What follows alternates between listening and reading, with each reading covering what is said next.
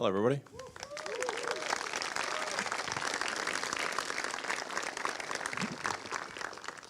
So that video was not Shutterstock. That was actually Neuralink. So that's actual video from the company. So if you want to get a sense for what it's like to work at Neuralink, that video is indicative of the atmosphere of Neuralink. It's an incredibly talented team, and you're going to hear a lot from them tonight. So we're going to actually go quite into depth on what we're doing, why we're doing, how we're doing it. And I'm just incredibly impressed with the caliber of talent at Neuralink. And in fact, the main reason for doing this presentation is recruiting. So we really want to have the best talent in the world come and work at Neuralink. Anyone that's interested in trying to solve this problem, and that's actually the primary purpose for this presentation. So.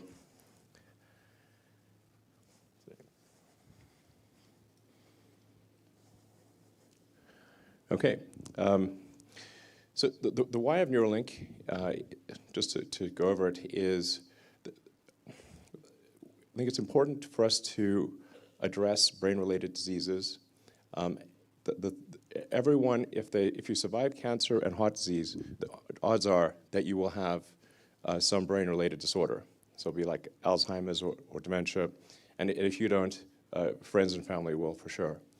And I think unless we have some sort of brain-machine interface that can solve brain ailments of all kinds, whether it's an accident or congenital or any kind of brain-related disorder, or a spinal disorder, if you know somebody who's broken their neck or broken their spine, we can solve that with a chip. And this is something that I think most people don't quite understand yet. And we're going to go over in detail how this is possible. But I think there's an incredible amount we can do to solve brain disorders, damage, and all this will occur actually, I think, quite slowly. So I do want to emphasize that it's not going to be like suddenly Neuralink will have this incredible neural lace and start taking over people's brains. Okay. It will take a long time. So you'll see it coming. So getting FDA approval for implantable or devices of any kind is quite difficult, and this will be a slow process where we will gradually increase the issues that we solve until ultimately we can do a full brain-machine interface, meaning that we can ultimately, yeah, this is going to sound pretty weird, but achieve a sort of symbiosis with artificial intelligence. So, but this is not a mandatory thing. This is a thing that you can choose to have if you want. And this is something I think that's going to be really important at a civilization level scale. So. And I've said a lot about AI over the years, but I think even in a benign AI scenario, we will be left behind. And so, and hopefully it is a benign scenario, but I think with a high bandwidth brain-machine interface, I think we can actually go along for the ride. And we can effectively have the option of merging with AI. I think this is extremely important. And if you think about your limbic system and your cortex, your limbic system is kind of your primal needs and wants, and it's like where a lot of your emotions are coming from. And then the cortex is like the thinking, planning part of your brain. And I haven't met anyone who wants to get rid of either the cortex or the limbic system. So clearly they work together well. Even though your cortex is in principle far smarter than your limbic system, everybody wants to keep the limbic system and their cortex. So hopefully we can have a tertiary layer, which is the kind of a digital superintelligence layer. And in fact, you already have this layer. So it's your phone and your laptop. And the constraint is just how well you interface, the input and output speed. So the output speed is especially slow since most people are typing with thumbs these days. So you have a very slow output speed. Your input speed is much faster due to vision, but the thing that will ultimately constrain our ability to be symbiotic with AI is bandwidth. So in the limit, after solving a bunch of brain-related diseases, there is the existential, it's mitigation of the existential threat of AI, or yeah, this is the point of it. So creating a well-aligned future, that's the idea.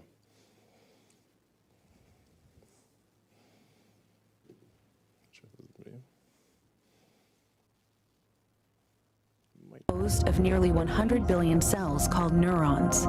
Neurons come in many complex shapes, but generally they have a dendritic arbor, a cell body called a soma, and an axon.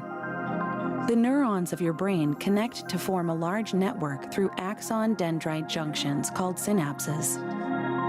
At these connection points, neurons communicate with each other using chemical signals called neurotransmitters. Neurotransmitters are released from the end of an axon in response to an electrical spike called an action potential. When a cell receives enough of the right kind of neurotransmitter input, a chain reaction is triggered that causes an action potential to fire, and the neuron to in turn relay messages to its own downstream synapses. Action potentials produce an electric field that spreads from the neuron and can be detected by placing electrodes nearby, allowing recording of the information represented by a neuron.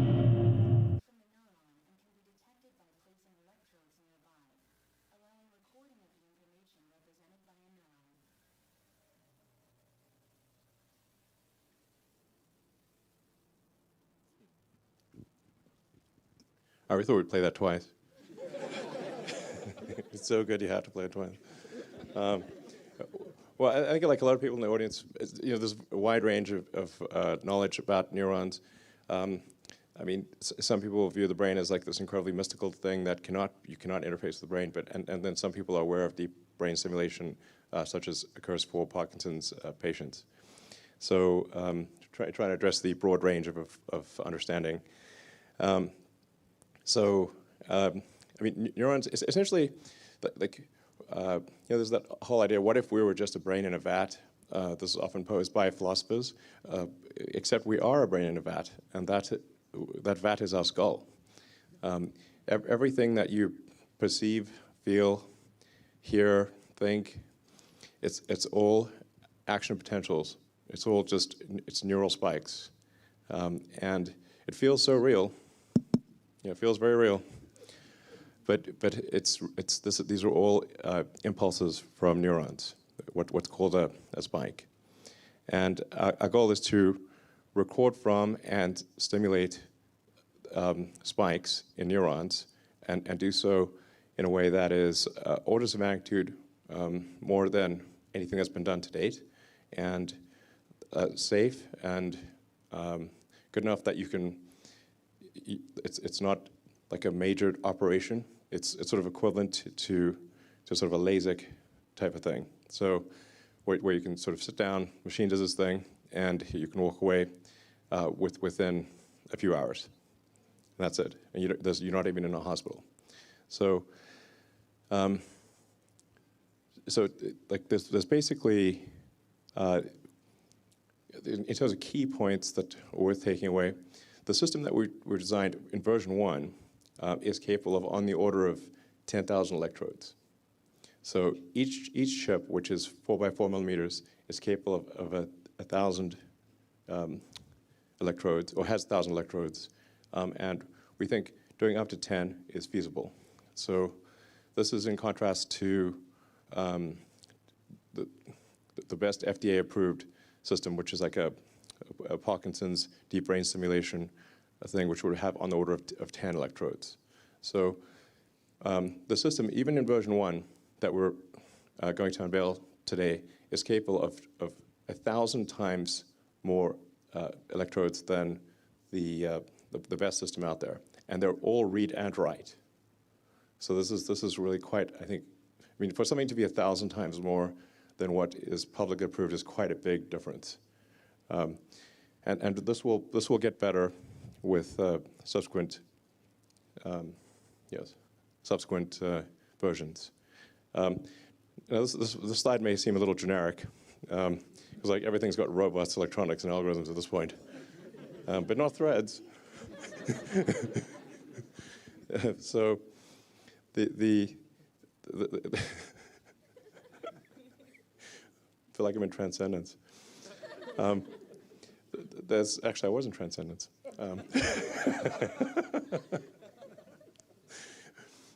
So there's very tiny threads that are about a tenth, roughly, of the cross-sectional area of a human hair. So they're extremely tiny threads. In fact, the threads that we have, like I said, even in version 1, are about the same size as a neuron. So if you're going to go stick something in your brain, you want it to not be giant, you want it to be tiny, and to be approximately on par with the things that are already there, the neurons. So this is about the size of a neuron, each thread. And then you really need this to be done with a robot, because it's very tiny and it needs to be very precise. So you don't want to pierce a blood vessel. So so each thread, the robot looks sort of basically through a microscope and inserts each electrode specifically, bypassing any vasculature, any kind of like blood vessel, and making sure that it can be inserted without causing trauma or minimal trauma.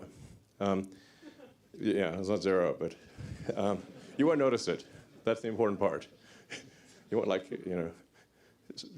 yeah, you won't feel a thing.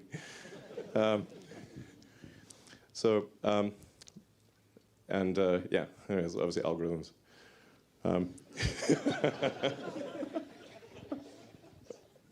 So just to give you a sense of scale, this is how tiny the threads are.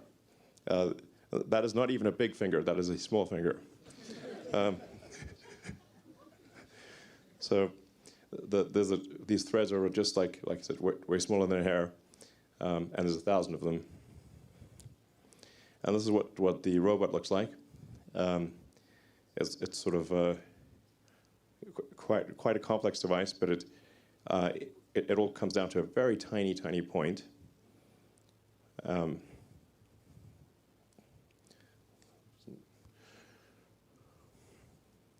So we want to just like, you see the robot on the left, and then what looks like the needles for insertion next to a penny, but in fact the actual needle that gets inserted is way, way tinier. It's that little tiny thing where the arrow is pointing.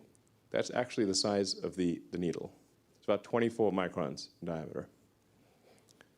Extremely, extremely small. It's so small you can't really even see it in the picture with the penny.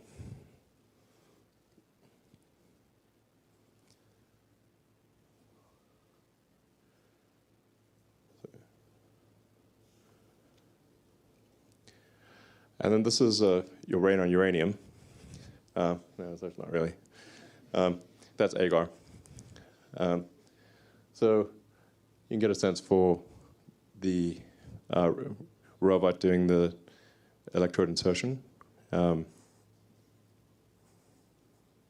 That's a very zoomed in view. So they're all very, very tiny, and the robot is very selectively applying them very delicately. And then this is what the chip looks like. So action potentials. So each one of those represents one electrode. So there would be up to 10,000 of these lines.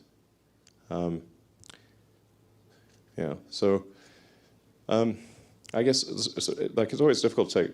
There's going to be there's a lot more in this presentation. So in terms of things that I think are important to bear in mind, this I think has a very good purpose which is to cure important diseases, and ultimately to help secure humanity's future as a civilization relative to AI. The threads are very tiny, and there's a lot of them, and they're very carefully placed. And the operation on a per-chip basis, it involves just a 2 millimeter incision, which is dilated to 8 millimeters, and then the chip is placed through that, and then it goes back to being 2 millimeters, and you can basically glue it shut. You don't even need a stitch. So, and then the interface to the chip is wireless. So you have no wires poking out of your head. Very, very important. So it's basically Bluetooths to your phone. Because we'll have to watch the App Store updates for that one. Make sure we don't have a driver issue. Updating. But the key is like this is something that is going to be not stressful. Our goal is not stressful to put in. Should work well, hopefully. We'll check it out very carefully before it becomes obviously FDA approved. And it's wireless. So this I think has tremendous potential, and we hope to have this aspirationally in a human patient before the end of next year. So this is not far. And then, as I mentioned earlier, this is the main purpose of this presentation is recruiting, and we need very talented people in all these areas. So it's a lot of very talented people are needed to make this ultimately successful. And then, speaking of talented people, let me hand it over to Max. Yeah. I need a clicker. Thank you. Thank you. I'm Max Hodak. I'm the president of Neuralink. I remember a couple years ago when we started talking about the idea of Neuralink and that there might be a company and whether this was even a good idea. I remember my first reaction was that I wasn't sure that this actually was a good idea, that the technology was there yet. And I think Elon has this incredible optimism where he'll pierce through these imagined constraints and show you that really a lot more is possible than you really think is today. And you have to be very careful telling him that something's impossible. It better be limited by a law of physics or you're going to end up looking stupid. And so I've wanting to build a neural interface has really been like a central goal of my life for basically as long as I can remember. I think like we talk about AI being potentially the last invention that we have. I think that a high bandwidth BMI might be like really the first invention in many ways of like the next chapter of us. It's just really, like as Elon alluded to earlier, everything about your experience, your thoughts, your memories, it's all in your brain and represented in the firing statistics of action potentials. So, all right, so just what is a BMI? And we'll go through this fairly quickly, I think. So you start with hopefully a brain and a machine.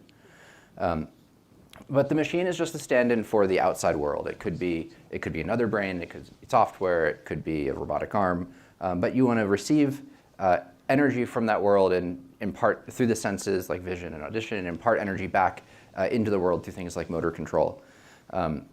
And that language that they use to communicate, putting aside the interface hardware for a second, it's very important to understand what that is because people ask like, oh, can I talk to my dog or can I do these things? But it's important to understand what that language is. And that language, in the most general sense, is information. To a first approximation, everything is information. But we just consider here the information represented in neurons. And so consider two like toy neurons. One, so these lines are imagined action potentials. And so imagine a neuron that fires very regularly like a metronome. Like this doesn't tell us anything. There's no information conveyed in this signal. We don't learn anything from it. On the opposite end of the spectrum, imagine a neuron that fires completely randomly. This also doesn't tell us anything. This also doesn't carry any information. Now we know that these two degenerate cases are not what neurons do because if you fit a model from recorded neural activity to behavior of things like a cursor of a patient or a subject that's implanted and you correlate these, then you can build a graph that looks like this. And this is a figure from a classic paper in this field, from like the academic heritage of this field from 2003. I think that actually some of the authors of this paper are in the audience today.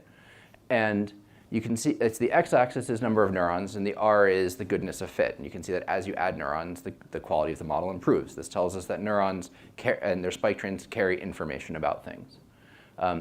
Here it asymptotes fairly quickly. That's because what they were fitting here was just 2D cursor control, which has simple dynamics. And if you have tasks that are more complicated, then you need more neurons.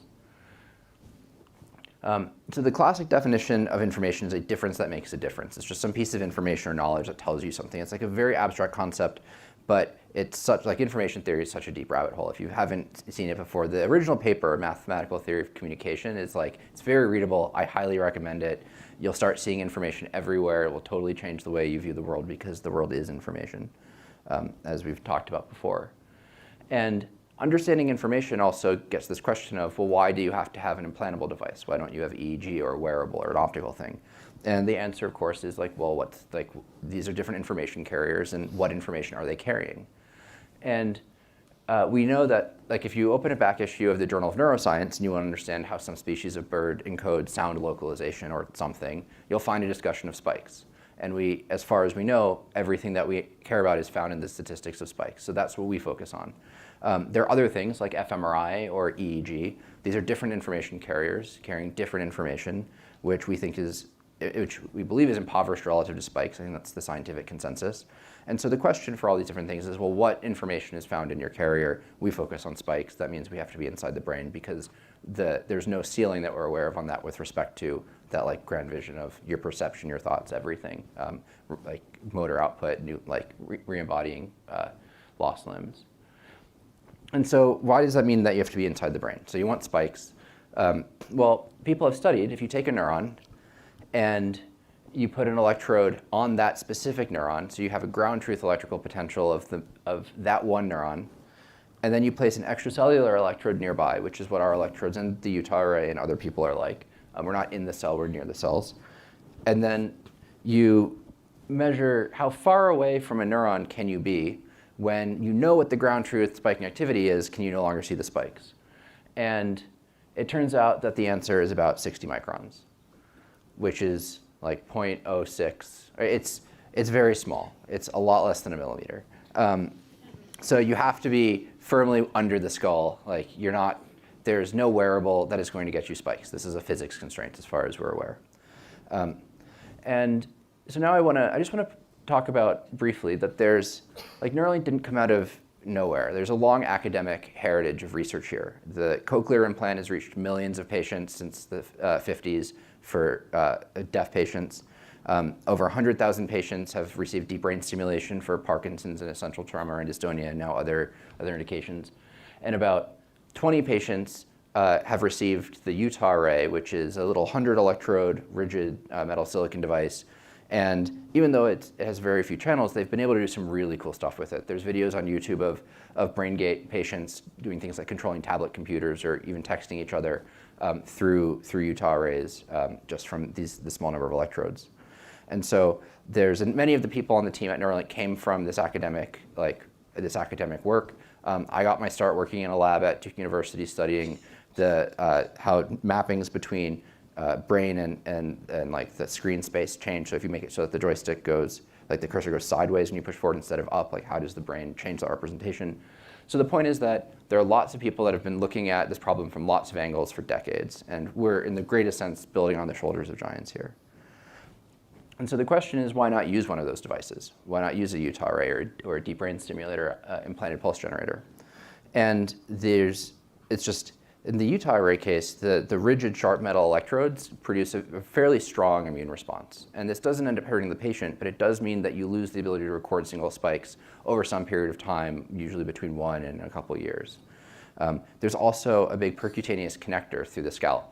So you need to plug in big external electronics, and you're never really confident that the risk of infection is gone for the duration that you have the implant. Deep brain stimulators solve a very different type of problem. They are very effective for some Parkinson's patients, but they have only a couple electrodes, and they're really geared towards injecting large amounts of current, not recording single spikes.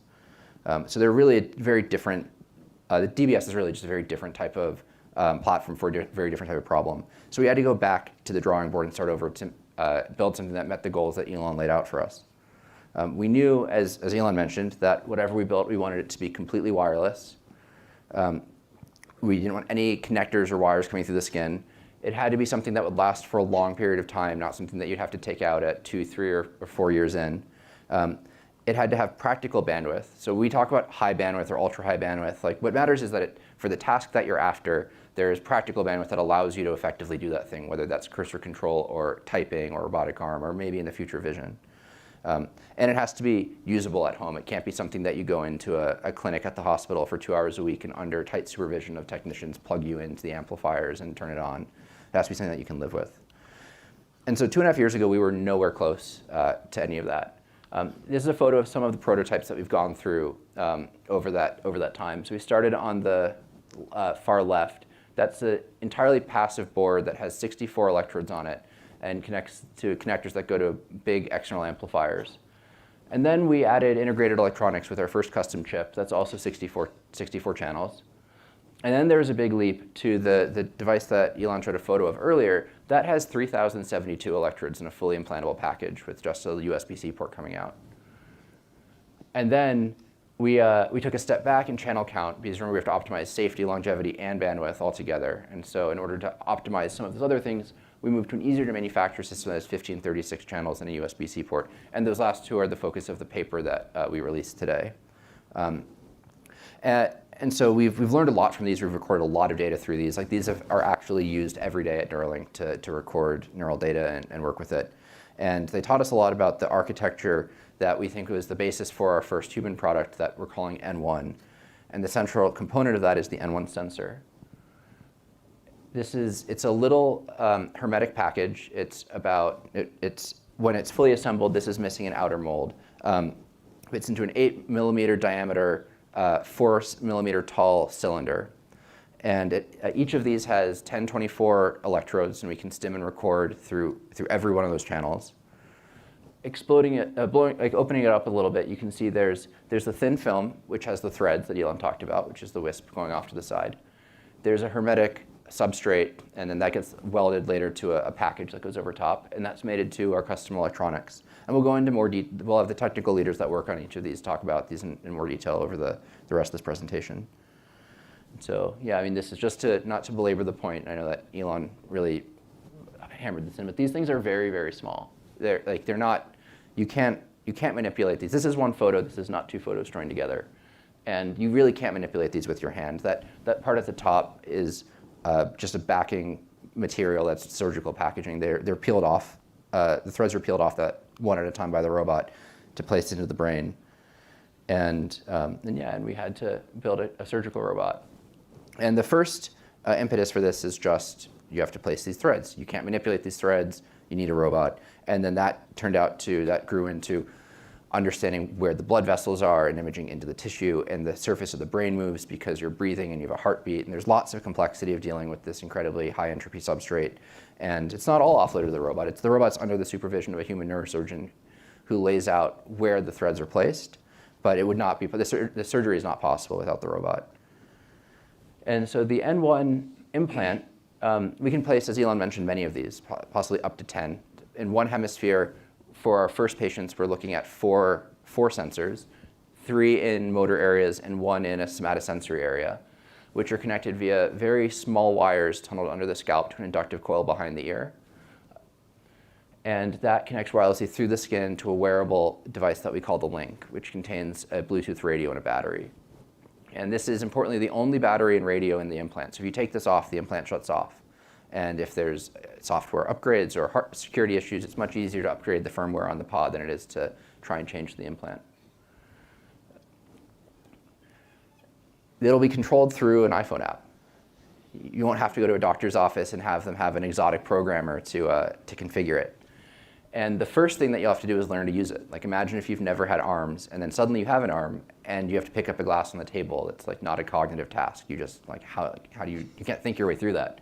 And so it's kind of a trippy experience at the beginning where, like, patients, at first it just kind of wanders around, and then they figure out how to break the symmetry, and they learn how to control it. And that's like it's a long process. It's like learning to touch, type, or play piano.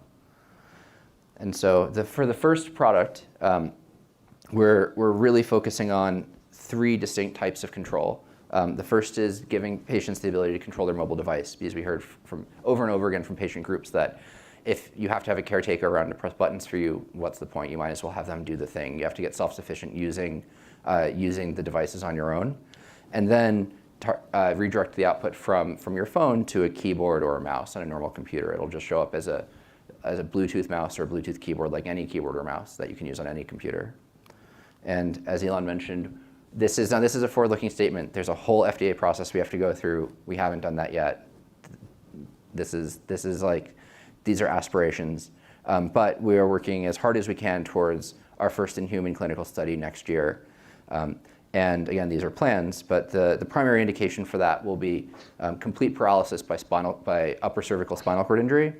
And we're expecting that those patients will get 4 1024 channel sensors, one each in primary motor cortex, supplementary motor area, and dorsal premotor cortex, which are 2 motor planning areas, and closed loop feedback into primary somatosensory cortex, which is like when you type or walk or pick up a pen, those aren't visually guided movements. Your body has all these senses of where it is in space and pressure and temperature and lots of other feedback. And we think for really high fluent control, you have to provide that back to the brain for the synthetic effectors also.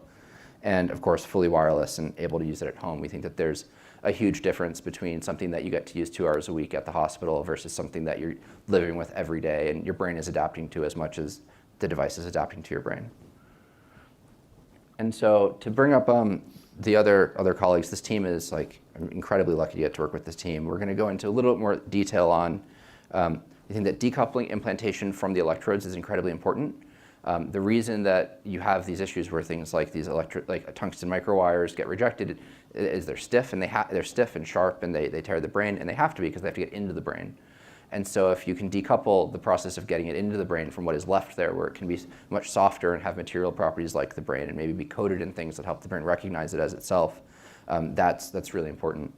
And then the thin film polymer leads, the threads themselves, are really cool material science, and we'll go into more detail on that. And then we'll also talk more about the chips, and then a little bit more on just the neuroscience of how information is represented in firing statistics in your brain.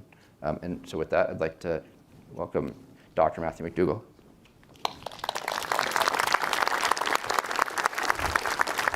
Thanks, Max.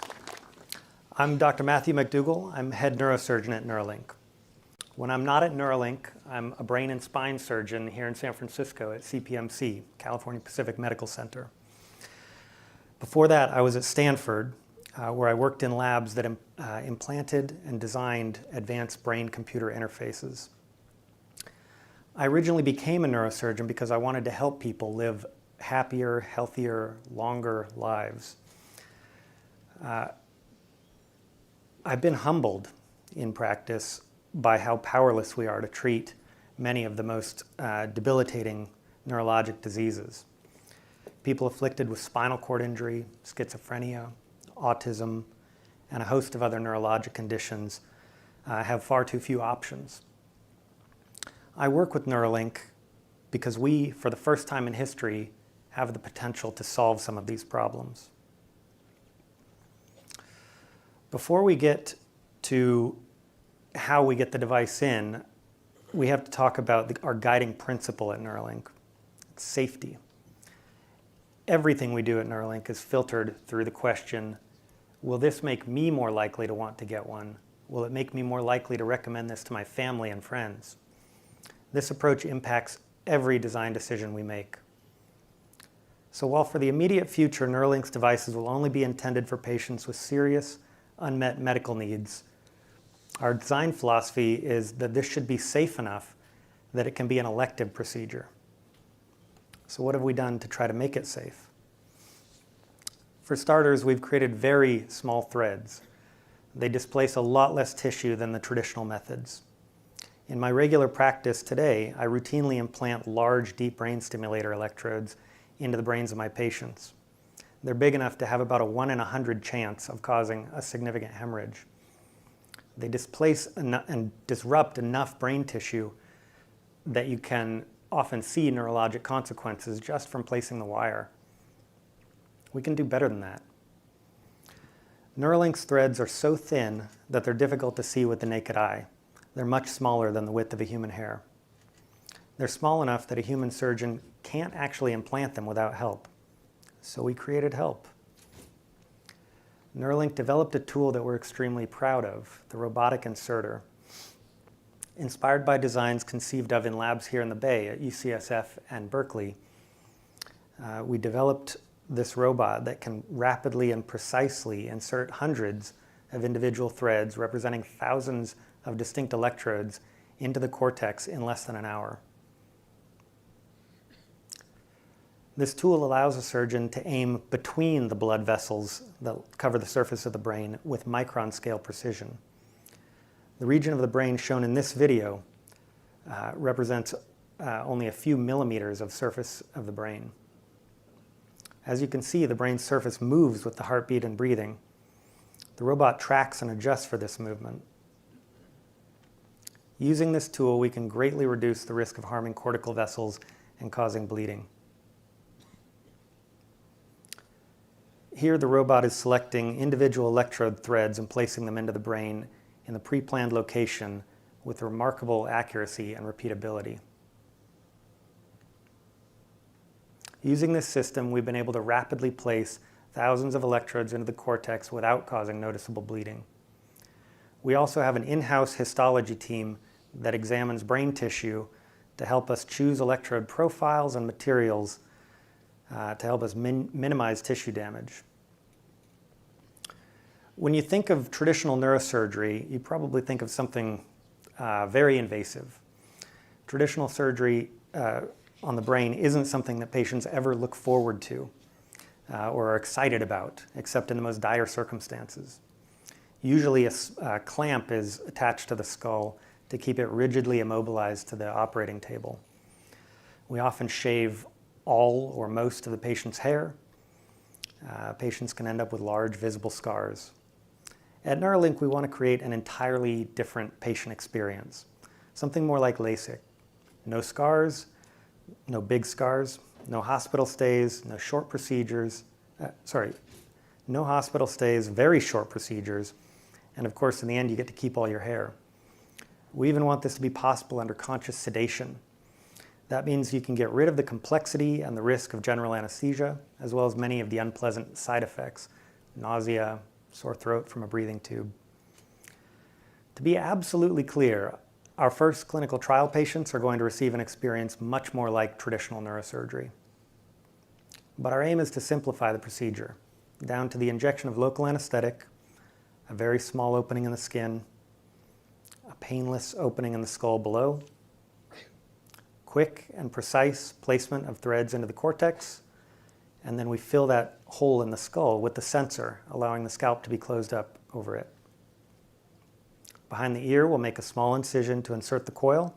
We will tunnel tiny wires under the scalp to connect the sensors to the coil. That's the process.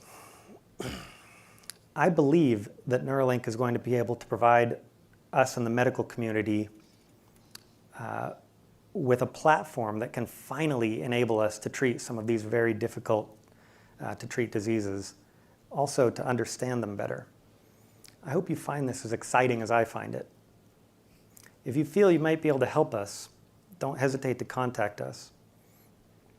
To talk more about the technology behind all this, I'd like to introduce Vanessa Tolosa, director of our Neural Interfaces group.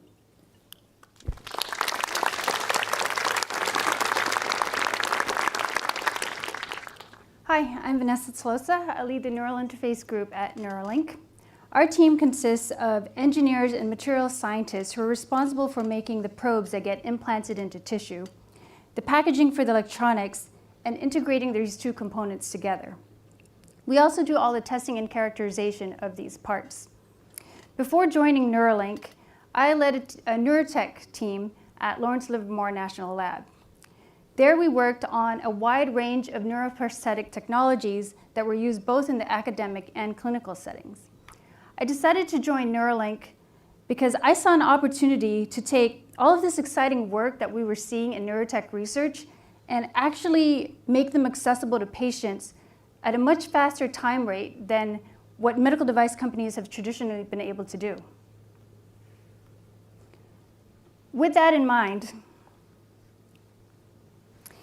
at Neuralink, we set out to create a fully implantable neural interface with thousands of channels that are capable of single spike resolution. This device must last a long time in the body. To do this, it must be small, flexible, and made of biocompatible materials that will minimize the brain's immune response. To protect the electronics from the caustic environment of the body, it must have airtight packaging, also known as hermetic packaging. The device must also be able to both record from and stimulate neurons. This is essential for a highly functioning BMI. Finally, the manufacturing process must be scalable and capable of making micrometer-sized features consistently. Currently, there are no research or commercial devices that meet all of our requirements. So we built one out of microfabricated thin film polymers. Just like in semiconductor chip manufacturing, we use a layer-by-layer process that generally consists of 3 repeating steps. We're either always depositing material, patterning a material through photolithography, or etching away a material. Depending on the complexity of the design, these steps could be repeated over 100 times. And to make things more challenging, we are limited to materials that are safe for the body. In our current design, we have a 3-metal layer process that results in a 5-micron thick and 10 to 40 micron wide probe. To give you an idea of how small this is, red blood cells have a diameter of about 8 microns. And an average strand of hair is about 100 microns. Yet in this small footprint, we're able to fit our electrodes, our wires, and the insulation for each of those wires. With microfabrication, we can drive features down to the size of an electron beam. So this is great because we want to make our probes as small as possible. Essentially, we want it to be invisible to the brain. But there are other factors that limit the size of our probes. For example, as we make the wires smaller, it increases the resistance of those wires. And as the resistance increases, it makes it more difficult for us to separate our signals from our noise.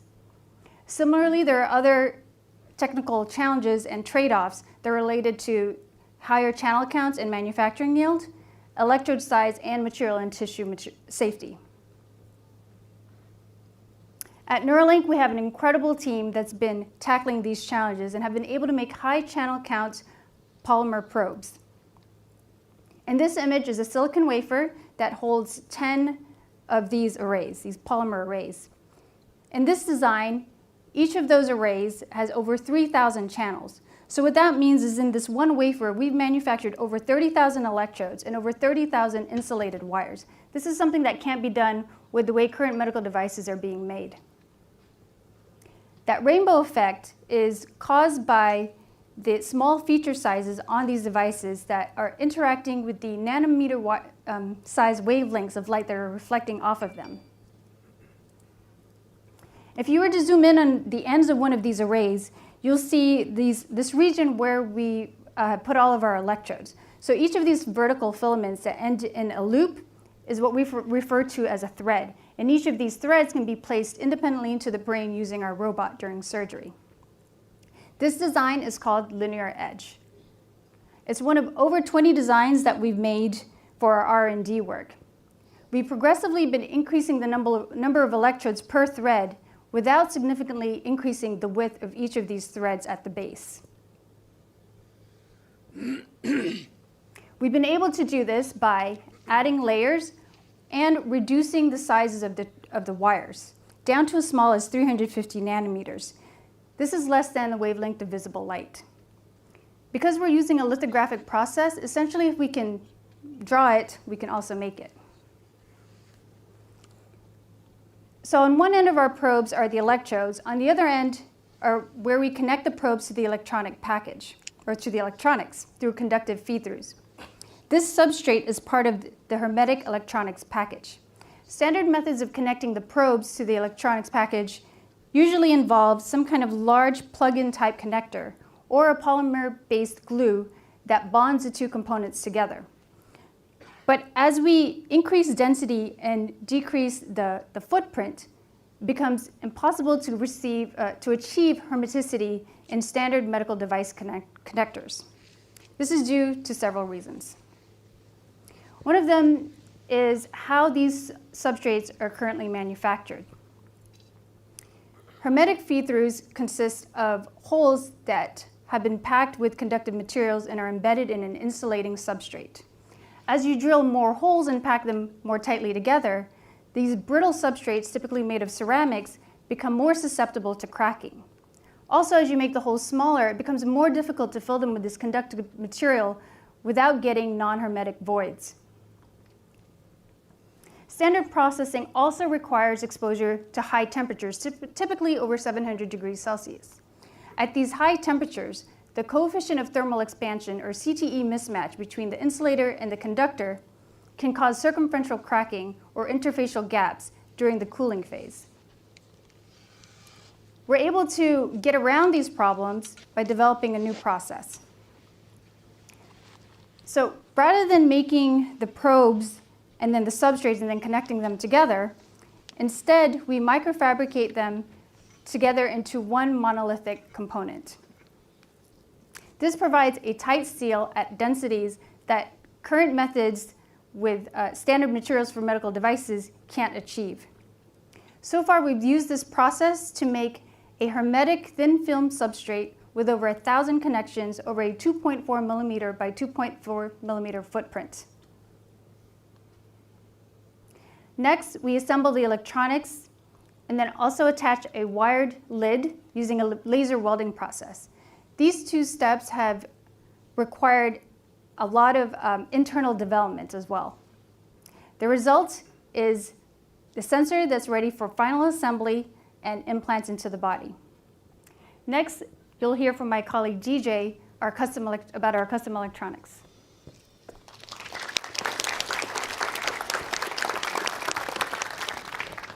Thank you, Vanessa. My name is DJ Seo, and I'm the Director of Implant Systems at Neuralink. My team focuses on building chips and systems to get neural signals recorded from our electrodes out of the brain, and also to put information into the brain. Before Neuralink, I was at UC Berkeley, where I co-invented NeuralDust, which is a technology to power and communicate with small implantable systems using ultrasound waves. Typical chip lifecycle from design to verification to tape out is approximately 1 to several years.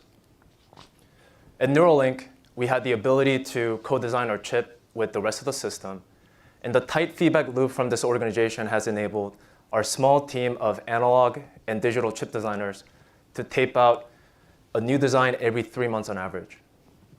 That means over the past 24 months, we've done 8 tape outs in total, representing 15 different chips that have been designed, fabricated, tested, and used in development. The artwork that you see on the top of the slide is of some of the actual chips that we've made so far. For any custom chips we make, the architecture can vary substantially, but the basic ideas are the same. Neural signals recorded from the electrode typically look like the one on the slide. And in order for us to extract the information that we care about, we need to first amplify, filter, and digitize those neural signals, and use digital logic to process and send out the bits we want for BMI.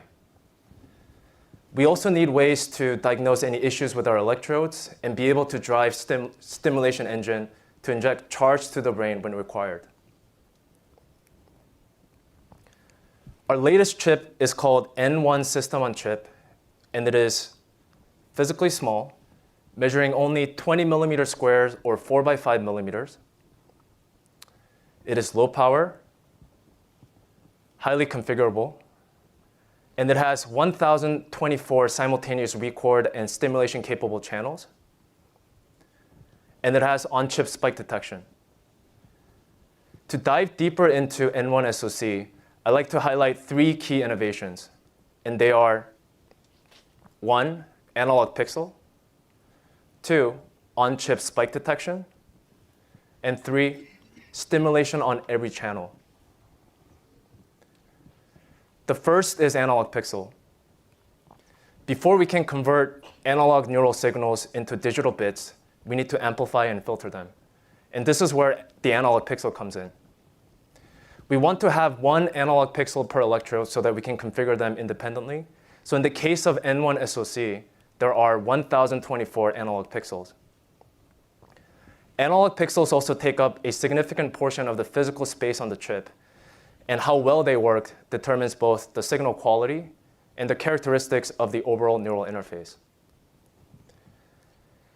The goal of analog pixel design is to make it as small as possible so we can fit more, as low power as possible so we generate less heat and have longer battery run times, and as low noise as possible so we get the best signals.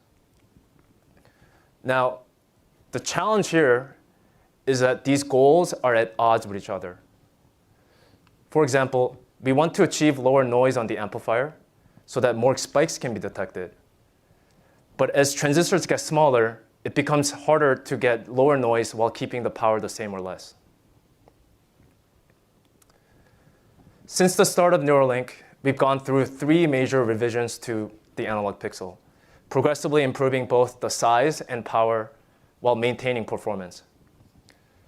Over the past 24 months, we had 7-fold improvements in the size of the analog pixel, and our latest pixel on the right is at least 5 times smaller than the known state-of-the-art of similar architecture with 1 pixel dedicated per electrode, as published in the academic literature.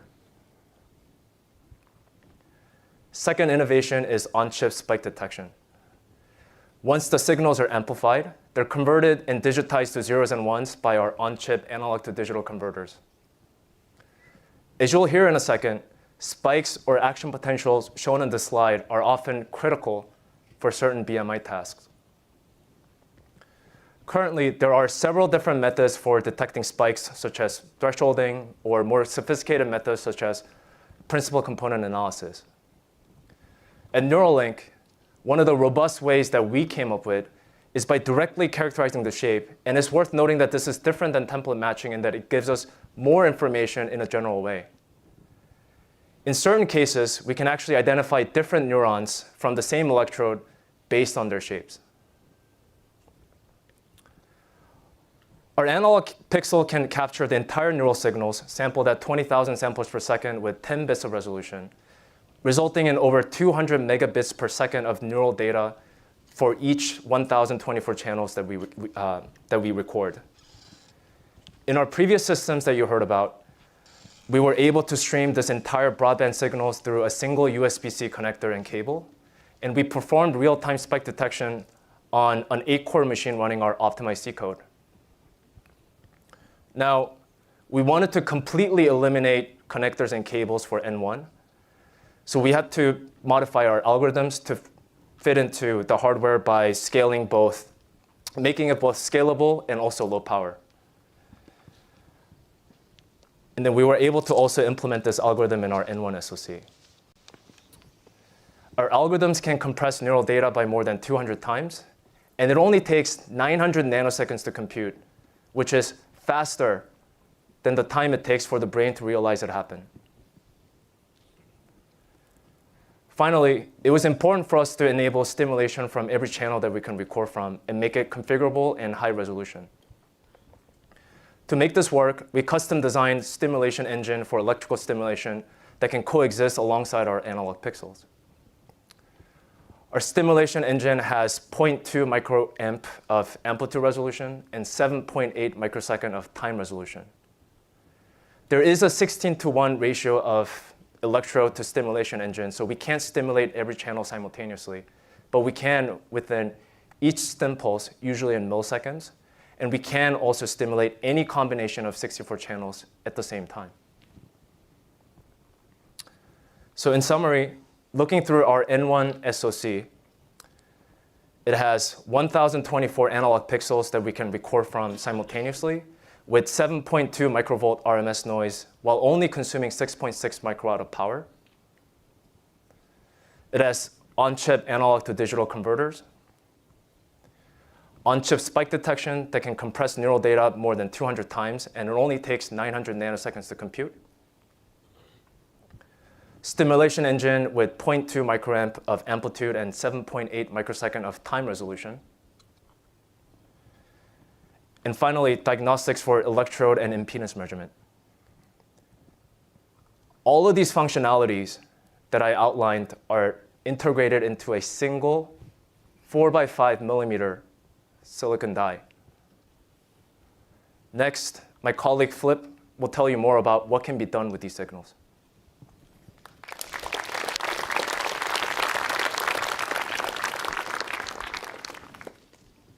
Thanks, DJ. My name is Philip Sabis, and I'm the senior scientist at Neuralink. Before Neuralink, I was at UCSF, where I was a professor of physiology. There, for 16 years, I ran a lab that studied how the brain processes sensory and motor signals. We developed new neurotechnologies, and we studied how to take those tools and use them for neural engineering applications. Today I'm going to tell you about how it is that we can use those amazing devices that Vanessa and DJ just told you about to communicate with the brain. Now specifically, I want to tell you about two things. First, I want to show you that the work that we're doing doesn't come out of thin air. We're building on over a century of neuroscience research and decades of neural engineering research. These provide a solid foundation for the sorts of things that we're talking about. Second, I want to show you why we believe that even more advanced applications are possible with more advanced devices. Now, when Elon contacted me over 2.5 years ago now and told me about his vision for the company, I knew that I wanted to join for these two reasons. Because I knew that the technology was at a point where with the right team and the right vision and a long-term vision, we could do the sorts of things that we're talking about. And I knew that with that team, we could do things that no one had even dreamed about yet. Okay.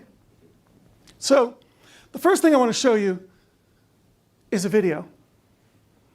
Many of you who are seeing this have seen videos like this before, so you know what it is.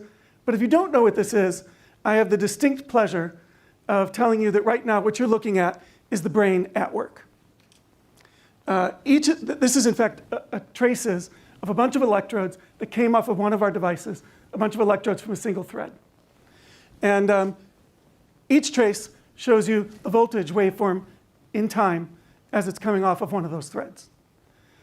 Now, if we focus in on one of those traces, the first thing you may notice is that there are these big voltage deflections that happen periodically, and these are the spikes that Max and Elon and others have talked about.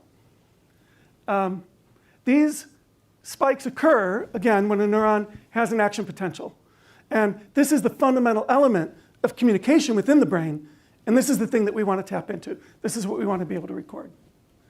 Now, as DJ just told you, we have algorithms that can detect these spikes in real time as they're happening. And that allows us to collect data that looks something like this. This is what we call a spike raster. So each row there represents one channel of recording, and time goes from left to right. And each of those little tick marks is the time of a single spike in action potential.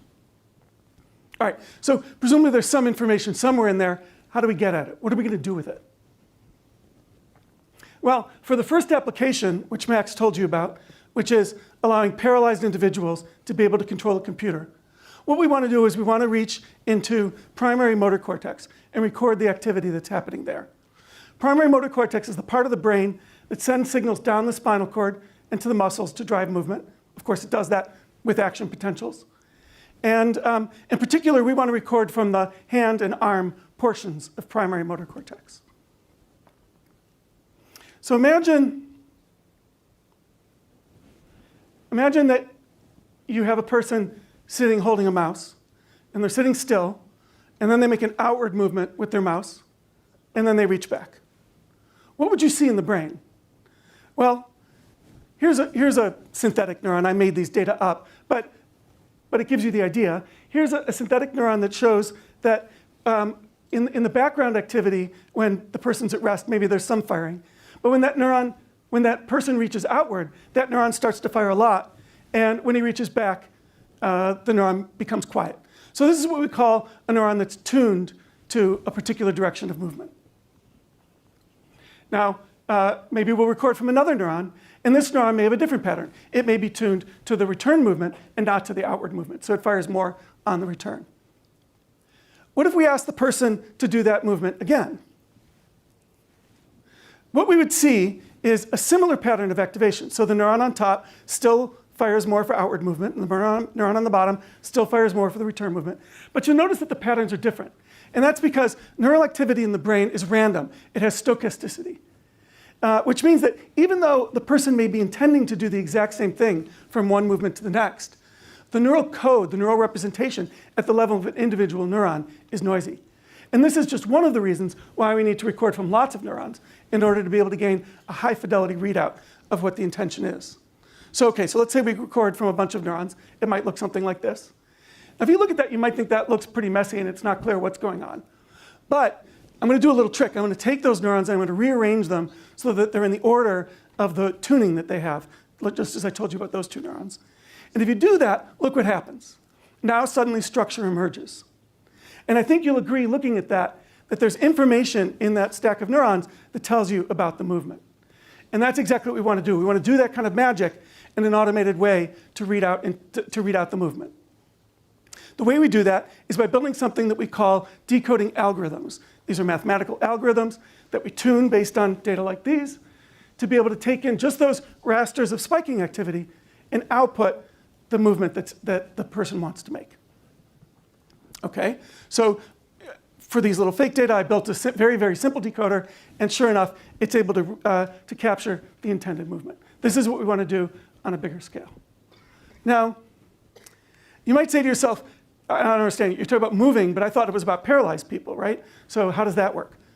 Well, it turns out we know from a lot of prior research that even if you're not actually making the movement, even if you're just thinking about the movement, or even if you're watching someone else make movement, the cells in motor cortex respond in a similar way.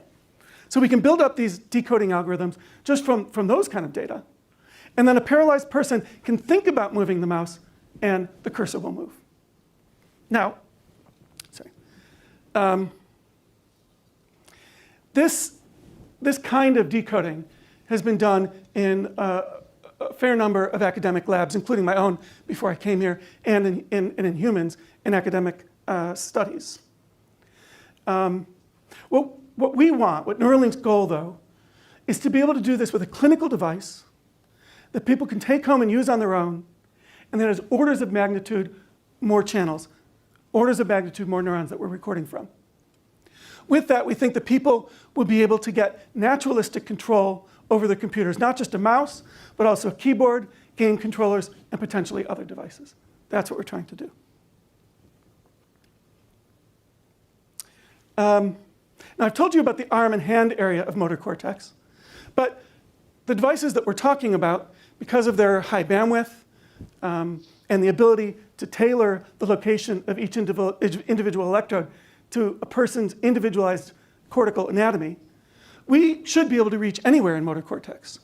So, for example, there are areas at the base of motor cortex that are responsible for driving activation of the speech articulators. There was a recent lovely study from UCSF that showed that from activity like that, you can actually decode speech. So you can decode the movement of the articulators, and from that, you can create synthetic speech. So potentially, with a device like this, you could restore speech to a paralyzed person who's no longer able to talk. But there's no reason in principle that we can't reach all of motor cortex. And that would give us access to any movement that a person thinks about, any movement at all. A person could imagine running or dancing or even kung fu, and we would be able to decode that signal. So that could give a paralyzed person the ability to control, say, for example, a 3D avatar that they could use for online gaming or sports. It could allow them to control a wide range of assistive robotic devices. And ultimately, if and when the technology for spinal cord, nerve, or muscle stimulation gets far enough, ultimately, it could be used to restore that individual's control of their own body. Okay, I've talked about readout, but remember we want bidirectional information. We don't only want to read information out of the brain, we want to be able to put it back into the brain. Now, to some of you, that may seem a little bit fantastical that you could write information into the brain. But actually, the basic building blocks of that technology are already there. This is the same image that you saw before of an electrode next to a cell. It turns out if you pass a tiny amount of current through that electrode, what happens is that you activate cells nearby. You cause them to fire an action potential, one or many. And that is the technology that is already being used widely outside the brain, say, for example, for cochlear implants, which have been used for decades to restore hearing to the deaf, and more recently, in the eye, to restore vision to the blind in a fairly rudimentary way, as I'll tell you more later. But in addition, you can use the same technology in the brain, for example, to restore the sense of touch or to restore vision. And I'm going to tell you very briefly about those two applications. So let's start with the sense of touch. Consider this little bit of tissue of brain that I've just highlighted here that's at the border between motor and somatosensory cortex. So if we blow that up, what you can see is that somatosensory cortex has a very special property. It has what we refer to as a spatial map. And what I mean by that is that there are regions that encode the palm of the hand and each of the 5 digits, for example. So if we were to stimulate at one little location, say in the thumb part of the cortex, the person would feel a sense of touch or pressure on their thumb. Or if we were to stimulate 2 sites in the palm area of cortex, you might feel a couple of points or touches on your hand. This kind of technology has been demonstrated in many academic labs. And in a recent really nice paper, it was shown that with subjects controlling a robot arm through BMI, getting tactile feedback of when that arm or when the hand of that arm was grasping an object improved the ability to pick up and place objects with the robot. So this is the kind of thing that can really help decoding. So imagine what we could do if we were able to take our device and cover all of somatosensory cortex. We could give rich sensation of objects, of haptic feedback when you're manipulating objects. We could maybe feel different textures. But it's not just about improving the user experience. It's also about getting to the level of functionality that we want. Imagine for a second, imagine typing. Now imagine typing with your fingers anesthetized. That's going to be pretty hard. So that haptic feedback, that sense of sensory feedback during movement is going to be important going forward. And yeah, okay. So that sensory feedback for the hand, we can also potentially provide visual feedback. So visual cortex, just like somatosensory cortex, has maps. So there's a spatial map in visual cortex, which is here in orange in the back of the brain. So for example, if we stimulate a particular point in cortex, we might see a flash of light in a little punctate spot in front of us. And this was demonstrated many years ago by neurosurgeons, and it's been used in academic labs, and that we call that little dot a phosphene. And if you stimulate another area, you'll get a phosphene in a different location. So the idea here is that you could stimulate a bunch of different areas, and you could create kind of like a dot matrix image of the visual world, which could provide a rudimentary form of vision.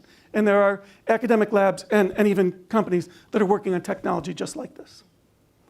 But there isn't just one map in visual cortex. Actually, there are a bunch of different maps. This is a good example of how the brain works. There's a spatial map, but there are also maps telling you about the orientation of edges in the field. There are maps telling you about color. There are maps telling you about the size and speed of objects moving. So what we want is a device that has sensors that are small enough, electrodes that are small enough, and a high enough density that we can tap into that rich collection of maps with our stimulation devices so that we can do better than just dot matrix, so that we can actually create rich visual feedback for the blind. That's the long-term goal. Okay, let's just, again, one more example of the way that these devices can be used. So I've talked about recording signals, and I've talked about stimulating. You can combine those two to treat a variety of neurological disorders. Max talked earlier about deep brain stimulation. to treat, say, for example, Parkinson's disease. And many people have those devices in. Academic labs have recently shown that you can do better with stimulation, you can treat better, if you also are able to record the state of the brain, say from motor cortex, and use that to shape the pattern of stimulation. Deep brain stimulation, or DBS, has also been used for dystonia. It is already approved for dystonia and obsessive compulsive disorder. And we think, again, closed loop therapies can do better. And in fact, for epilepsy, there's already a commercial product that does this kind of closed loop seizure detection and disruption, although it does it with only about 8 electrodes. There are many other diseases. Oh, no. All right. We'll get there. Sorry.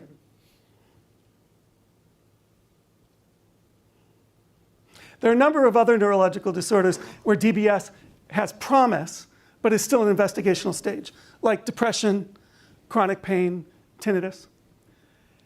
Now, even though these diseases are currently being treated with these big DBS electrodes, like you've seen, we think that there's a potential here for the kinds of devices we're designing to get individualized, highly focused treatment that will reach broader patient populations and be able to be more effective in the way that they treat these disorders. All right, lastly, I want to tell you about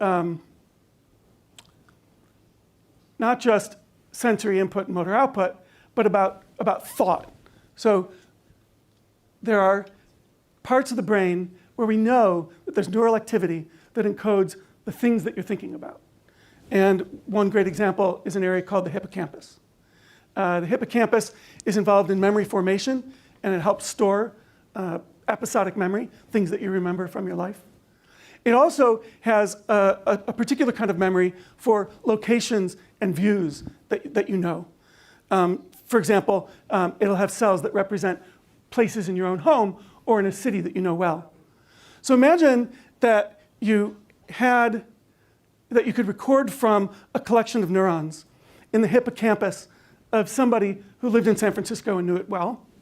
Then it's likely that they would have some neurons there in the hippocampus that represent various locations in Golden Gate Park. And so if that person were to take a car ride, for example, from the ocean through the park, you would see those neurons fire in order as they took that ride. First a neuron that maybe represents a view of the ocean, and then the bison in their paddock, and so on. All right. So I've told you about the way that the brain represents information, and that these sorts of encoding methods, representations in the brain, are things that we can learn to decode. And I've told you about some of the applications and how they might work. As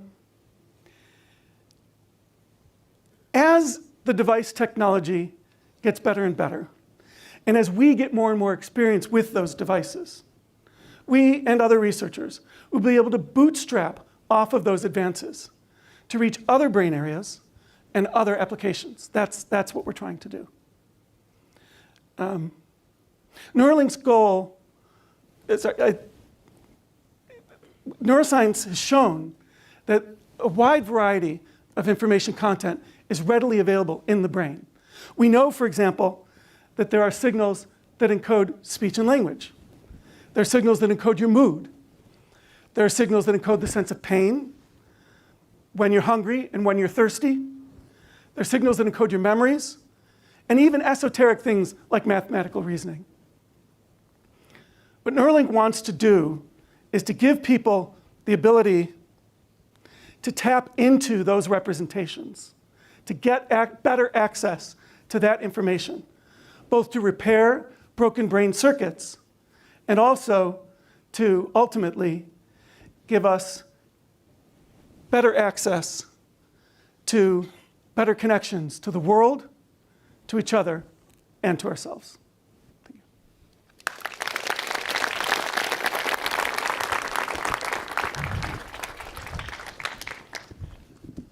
All right, thanks. We're just going to take a risk here and just do some Q&A. That hopefully was a good understanding of the brain for yeah, like, nice work, guys. It's like, that's very proud of the Neuralink team.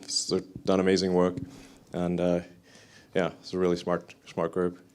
There's a lot more there's a lot more really smart people. So what you're seeing here is the outcome of a lot of hard work by the Neuralink team, yeah, I think there's some pretty impressive stuff.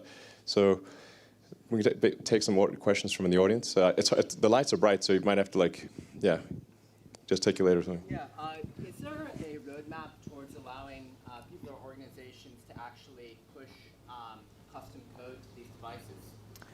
This is a really interesting question.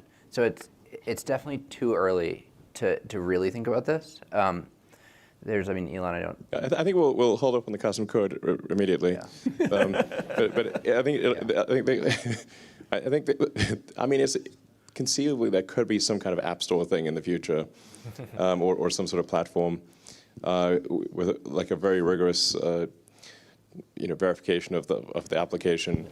Yeah, but yeah, I think that this is certainly not meant to be sort of a closed system.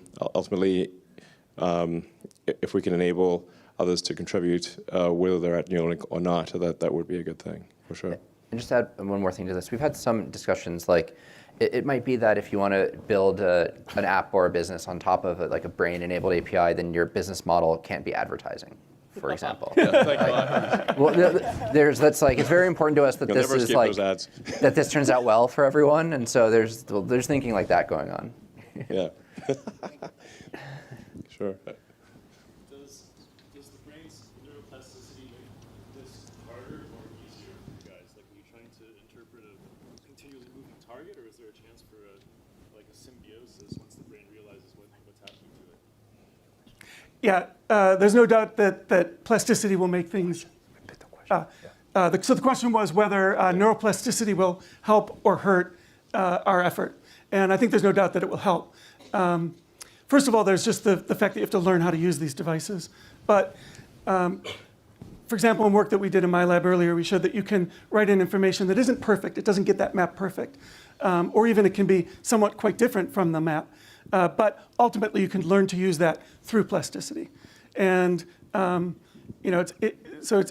going to be a lot of learning required, and the ability of the brain to adapt to new information, and in particular, the ability of the brain to take information that comes from multiple sources and merge it in an effective way is, I think, the kind of thing that really will facilitate complex new tasks with these devices. I mean, it stands to reason that the neurons are responding to electrical pulses. So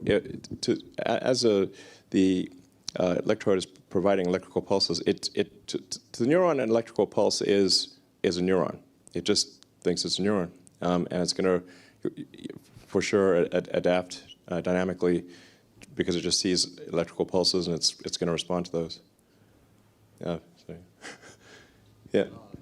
So there's no advertising. I mean, Jesus. I mean, you'd have really no escape. We cannot do that. That would be an ethical barrier.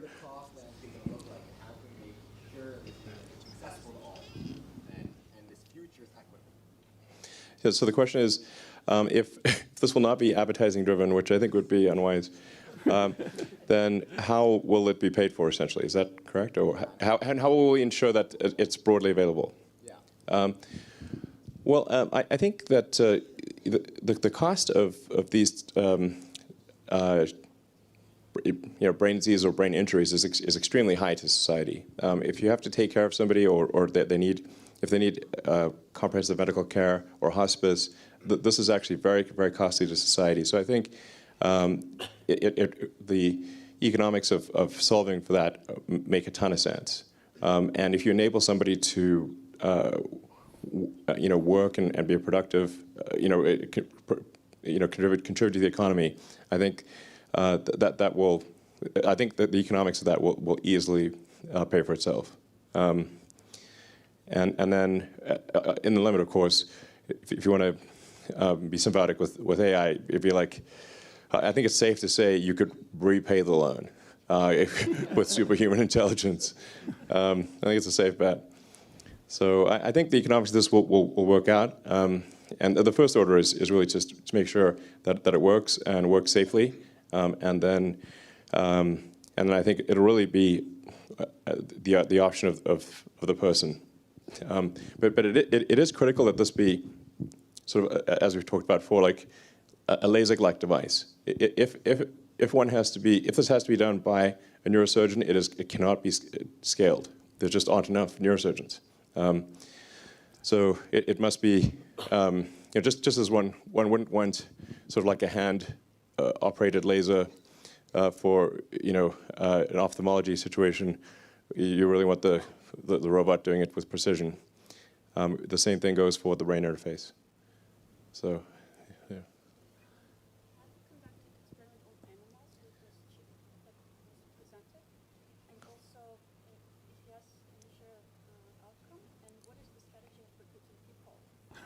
Sure. Yeah, so the question is, have we implanted the chip in animals? And if so, what are the results? So I think first it's important to say that we regard any chip implant, even if it's in a rat, as a very serious thing. Like, so we care. We even care about rats, even though they have the Black Plague and everything. So like they arguably have some karmic payback. But nonetheless, we care about rats. So, and then we're extremely sensitive with monkeys, and we work with the University of California at Davis for any of the monkey activity. So, and the results have been very positive. Do you want to maybe talk about? I know this is a sensitive subject. Yeah. But I think it is. Yeah. We definitely need to address the elephant in the room, the monkey in the room. Yeah, I mean, I think that we wish that we didn't have to work with animals, right? That we just wish that wasn't like a step in the process, but it is. It's a very important part in the research and development process to produce better outcomes for human patients and improvements in human health. And we try to be very thoughtful and we follow the 3 R's of like reduction, replacement, and refinement of laboratory animal medicine, and we try to be very careful and thoughtful about it and do it as efficiently as possible, because we believe that the benefit to humanity is in the end like the benefits outweigh the negatives. The questioner also asked about the results, and there is a paper available, I think now, soon, that has some of the results in them. Yeah, I mean, but we have made a monkey has been able to control the computer with its brain. Just FYI. I didn't realize we were running that result today, but there it goes. The monkey's going to come out of the bag, so. This is not to put fun point of it. Yeah.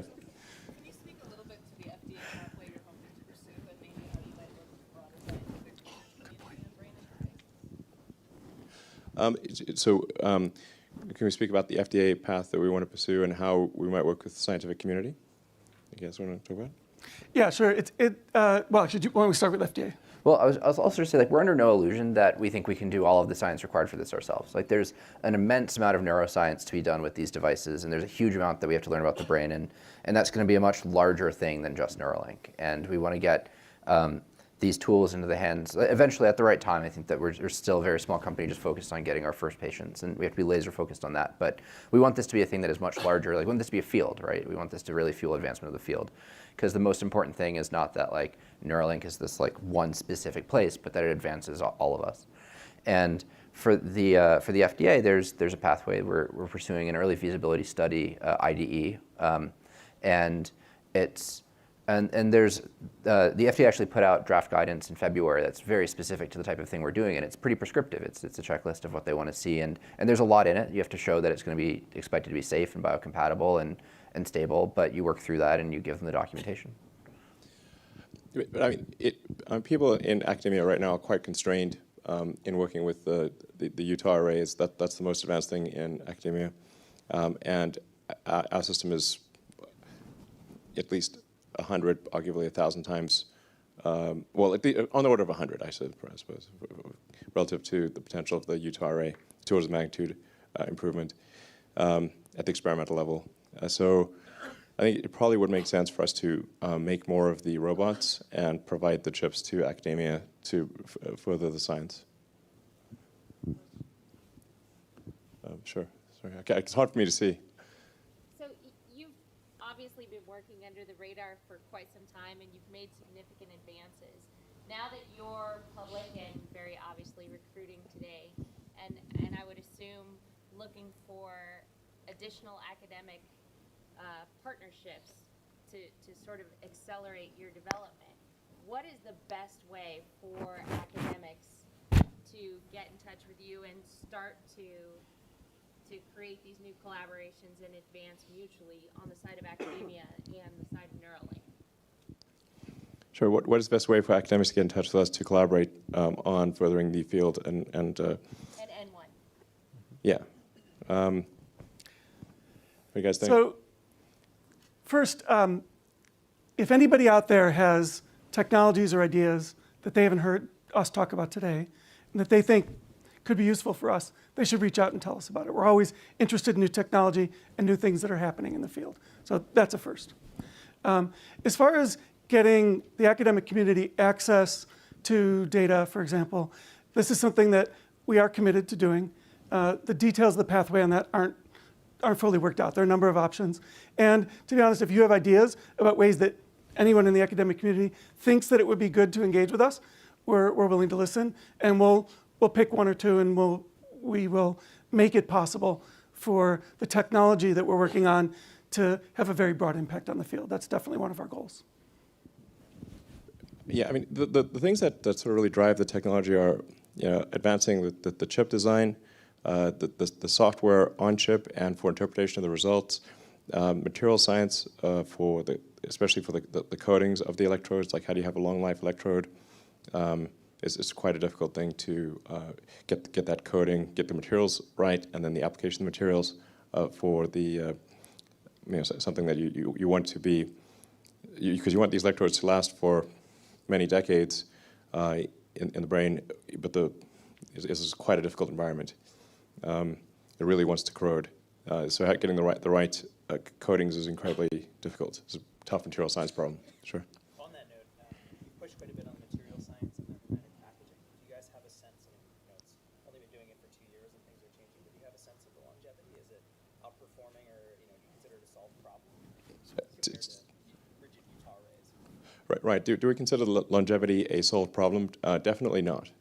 So I think the longevity is one of the key questions, and it's difficult to say, like, until you actually have it implanted, how long does it last? And then if it does start failing, does it fail in a benign way or in a bad way? So I think there's not enough time yet to actually say whether it is going to live for a long time. It obviously makes sense to have accelerated live testing of the electrodes, so in a non-brain situation, so you figure out something that's actually a worse environment than the brain, and which is actually quite a difficult environment for a chip. And electrodes, find something that's even worse and have accelerated live testing. That's one of the key things. And then they need to confirm that in an actual brain. So, I mean, the latest results are quite promising, but it's too early to reach conclusions. I think we've just recently seen what we think is a remarkable breakthrough, but time will tell. Sure. Yeah, I can just. I was wondering, how are you planning to avoid the mechanical mismatch between the neural probe and the brain, and that to make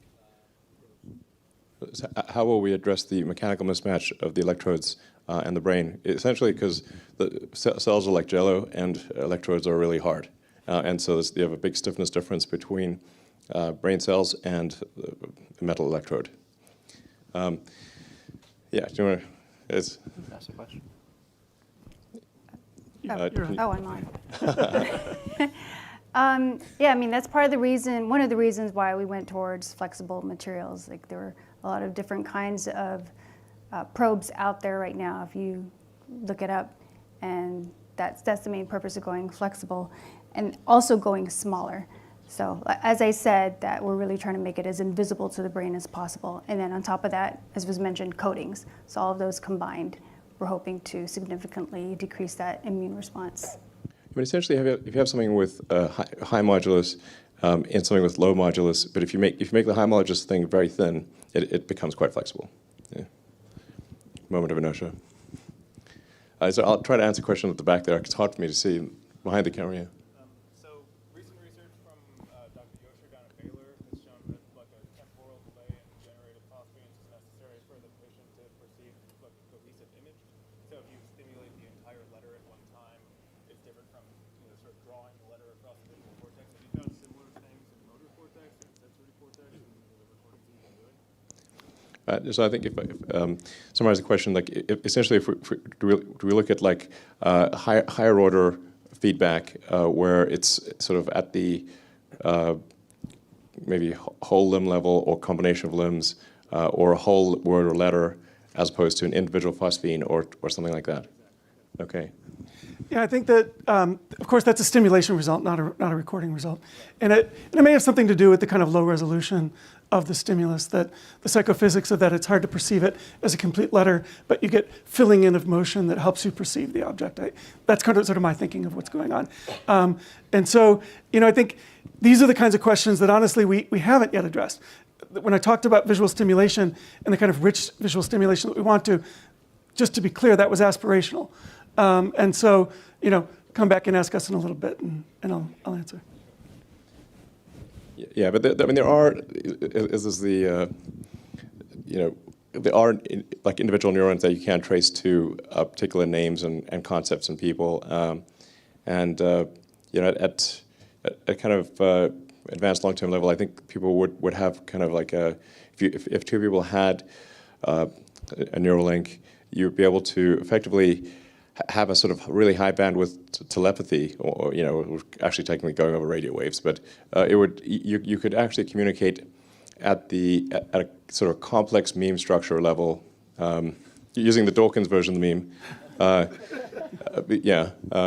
So then you could really have like potentially a new kind of communication. It's sort of a conceptual telepathy, essentially. It would also be consensual. I'll try to answer something in the back. Yeah, I can hardly see you, but anyone in the back there, basically. If you talk. Yeah, firstly, I'd like to congratulate you guys on the technology that you've created, all the accomplishments. Thanks. Great team. So, I apologize for keeping this out of the tech atmosphere, but I wanted to get philosophical realm. I'd like to know, essentially, the implications of Neuralink is to solve a lot of the problems that humans face on a day-to-day basis. In Parkinson's, it's like 7 to 10 million people worldwide face it. I wrote it down. So, I understand that, humans under these difficult circumstances, we find great meaning, and find meaning in life. And I wanted to know if Neuralink, if their ultimate goal is to eliminate suffering. If so, if we're given the tools to accurately understand the trials that we're faced with, how are we able to find meaning in life? I have like a crude answer. Okay, what's your answer to what do you think we should do? I mean, we're open to ideas here. The overarching objective is to make the future better, aspirationally, and to hopefully not pave the road to hell with good intentions. Because I think the road to hell is mostly paved with bad intentions, though. I mean, my answer is very, very, very crude. Okay. But essentially, this technology has never been, has never surfaced the face of the earth, so that right now it's like looking into a completely pitch black room and asking what voice can we possibly think right now. So it's very abstract, but I wanted to know what your big question. Yeah, I think that it's a big philosophical question. What will, it's hard to say what the future will be with something like this brain-machine interface. I doubt that we would be able to eliminate all suffering, and it actually may be ultimately oddly dystopian if we do eliminate all suffering. That actually may not be a true utopia. You know, there's like, generally like stories about utopia tend to turn into dystopia. But I think we can definitely make a significant difference, and we can address, you know, when I say we, I mean humanity can address a lot of the suffering that occurs in the world and make things a lot better. And I think, you know, a lot of times people are quite sort of negative about the present and about the future, but really I think if you're a student of history, when else would you really want to be alive? Now's the best time, pretty much. Yeah.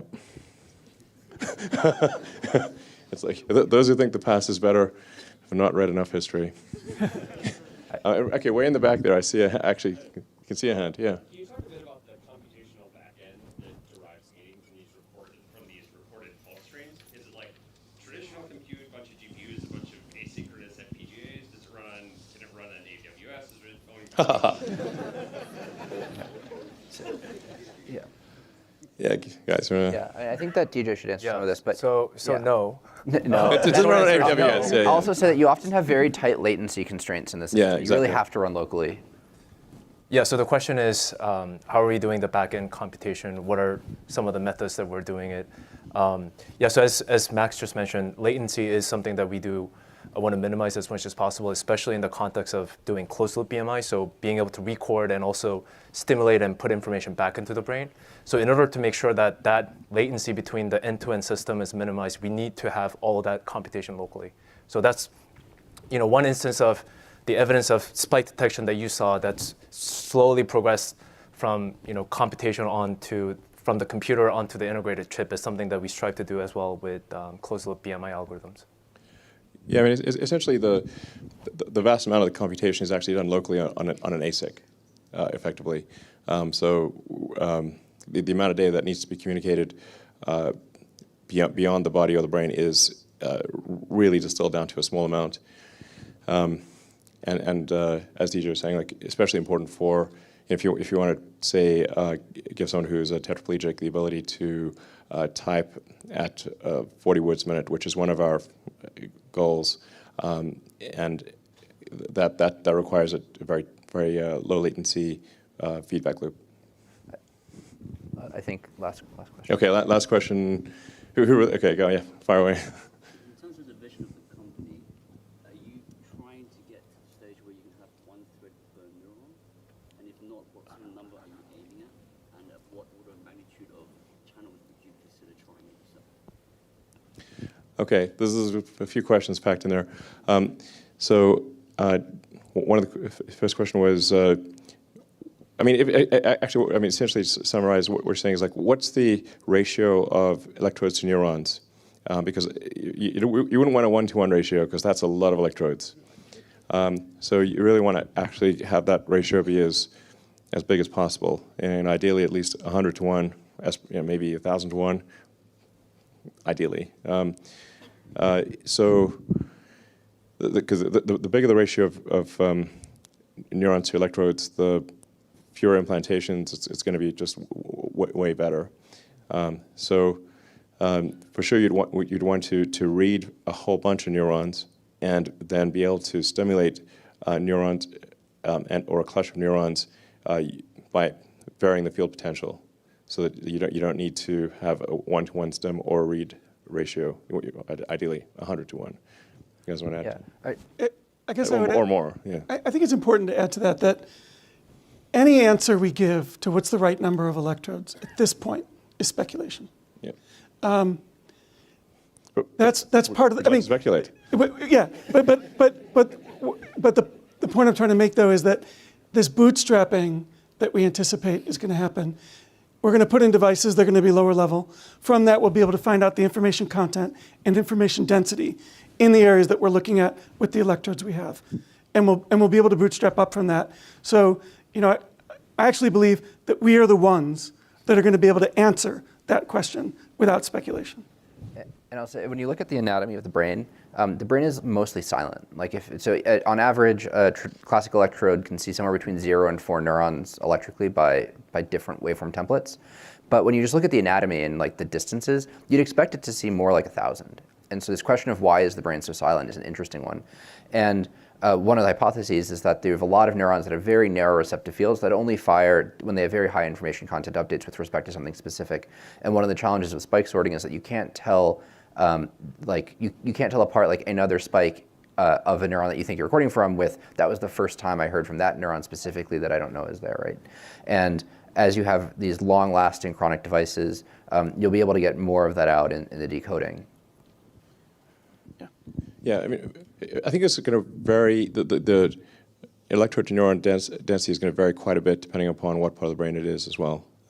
If it's sort of somatosensory is probably a pretty big ratio. You can get pretty impressive results controlling essentially a cursor with your brain. You don't need very many electrodes for that. So, and there's a lot of neurons in the sort of motor cortex. So I think there's some cases where you could have, I don't know, this is really speculation, of course. Some places where you could have maybe 10,000 to 1, and some places where you'd want maybe 10 to 1. It could probably, I suspect it will vary quite a bit. And I just really quickly, I think Dan's question, because longevity is a really important question that we think about all the time. I don't think that we're releasing histology in the paper today, but I think that just to put some pressure on this team, I think that we're running that around SFN probably. There's some really cool stuff in progress.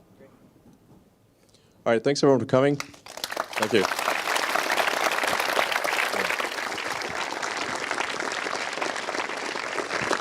Great questions. Great questions.